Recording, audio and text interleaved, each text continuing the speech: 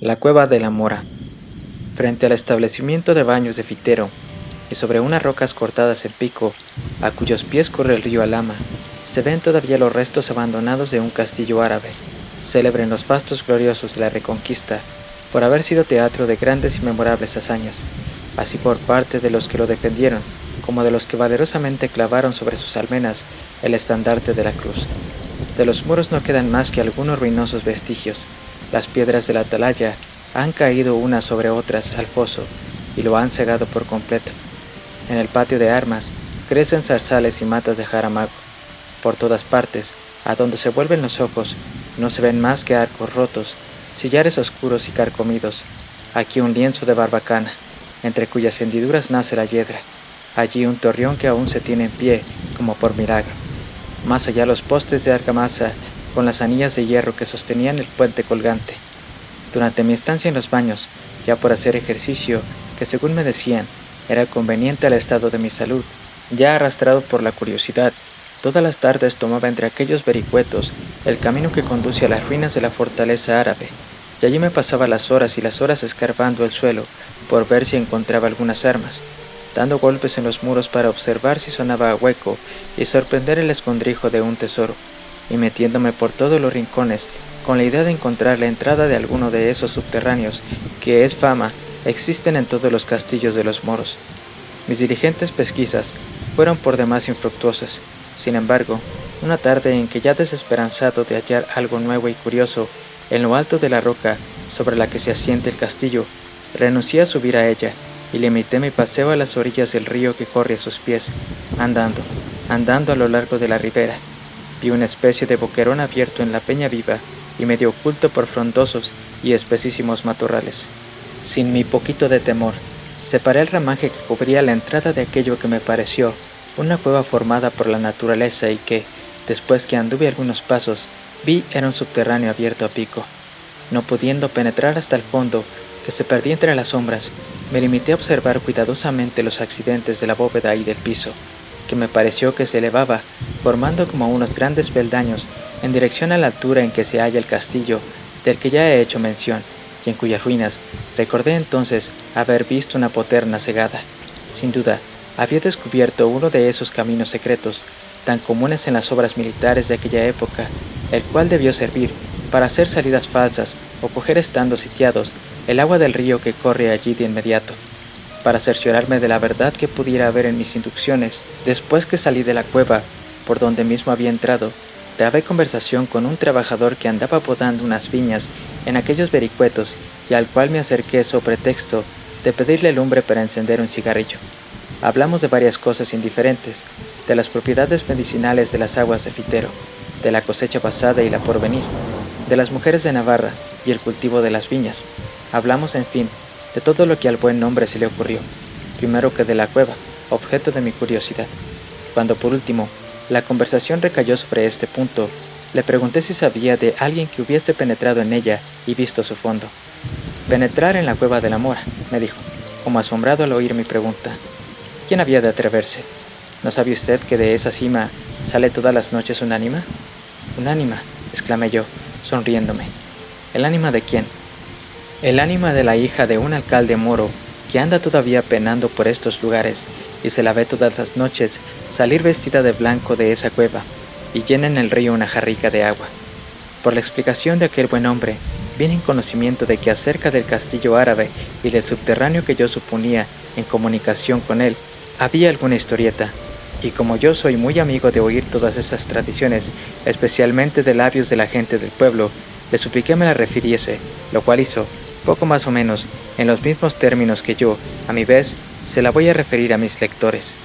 Cuando el castillo, del que ahora solo restan algunas informes ruinas, se tenía aún por los reyes moros y sus torres, de las que no ha quedado piedra sobre piedra, dominaban desde lo alto de la roca en que tienen asiento todo aquel fertilísimo valle que fecunda el río Alhama, tuvo lugar junto a la villa de Fitero una reñida batalla, en la cual cayó herido y prisionero de los árabes un famoso caballero cristiano, tan digno de renombre por su piedad como por su valentía. Conducido a la fortaleza y cargado de hierros por sus enemigos, estuvo algunos días en el fondo de un calabozo, luchando entre la vida y la muerte.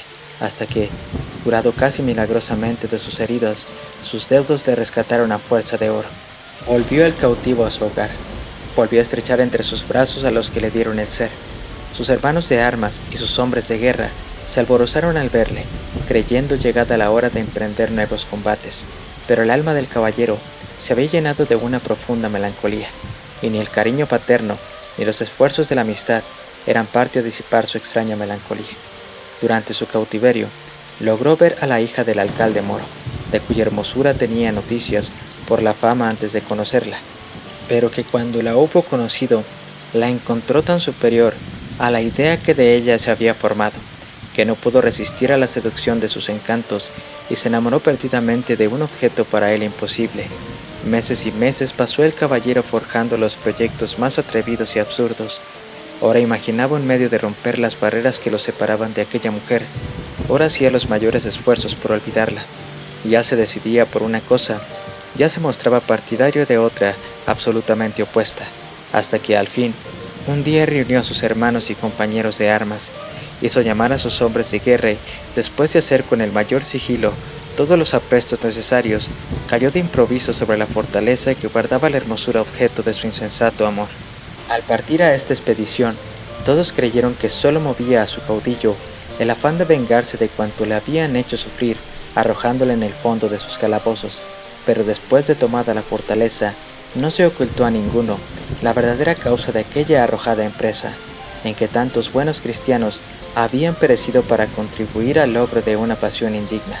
El caballero, embriagado en el amor que al fin logró encender en el pecho de la hermosísima mora, ni hacía caso de los consejos de sus amigos, ni paraba mientes en las murmuraciones y las quejas de sus soldados.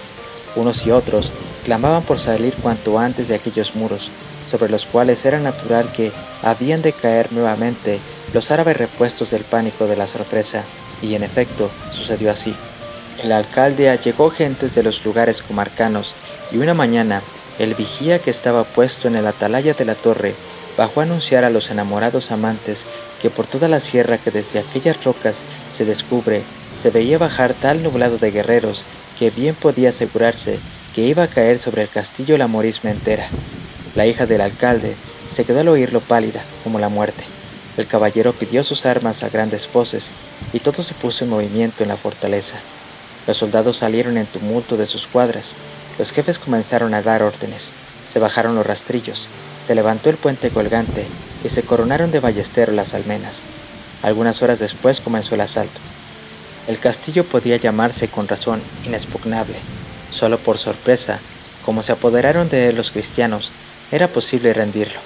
Resistieron pues sus defensores 1, 2 y hasta 10 embestidas.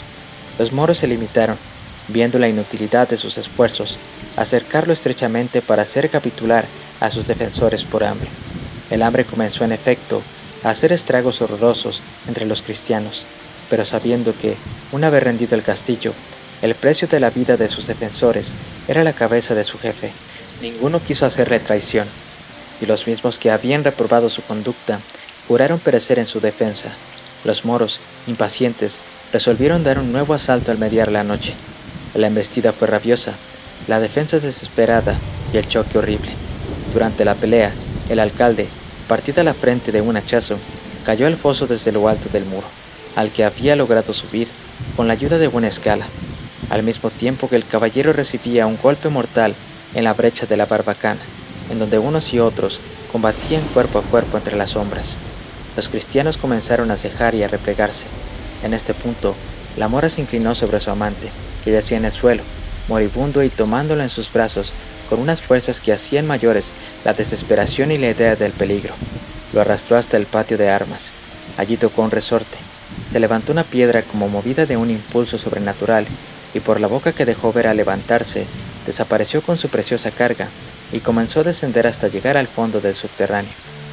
Cuando el caballero volvió en sí, tendió a su alrededor una mirada llena de extravío y dijo: «Tengo sed, me muero», me abrazo, y en su delirio, precursor de la muerte, de sus labios secos, al pasar por las cuales silbaba la respiración, solo se oían salir estas palabras angustiosas: «Tengo sed, me abrazo, agua, agua». La mora sabía que aquel subterráneo tenía una salida al valle por donde corre el río. El valle y todas las alturas que lo coronan estaban llenos de soldados moros que, una vez rendida la fortaleza, buscaban en vano por todas partes al caballero y a su amada, para saciar en ellos su sed de exterminio. Sin embargo, no vaciló un instante, y tomando el casco del moribundo, se deslizó como una sombra por entre los matorrales que cubrían la boca de la cueva y bajó a la orilla del río.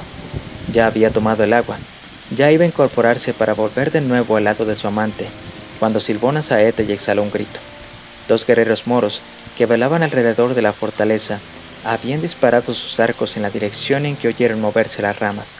La mora, herida de muerte, logró sin embargo arrastrarse a la entrada del subterráneo y penetrar hasta el fondo, donde se encontraba el caballero.